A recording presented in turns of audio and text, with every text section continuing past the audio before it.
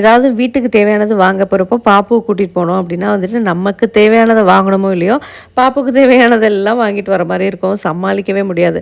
இன்றைக்கி எப்படியாச்சும் வீட்டில் விட்டுட்டு போயிடணும் அப்படின்னு சொல்லி பிளான் பண்ணோம். ஆனால் அசால்ட்டாக வந்து நீங்கள் போயிட்டு வாங்க உங்கள் கூட நான் வரலன்னு சொல்லியாச்சு. இந்தியா வந்தால் எப்போவுமே நம்ம கண்ணுக்கு தெரிய மாட்டோம். அப்பாடான்னு சொல்லி நாங்கள் கிளம்பி வந்துட்டோம்.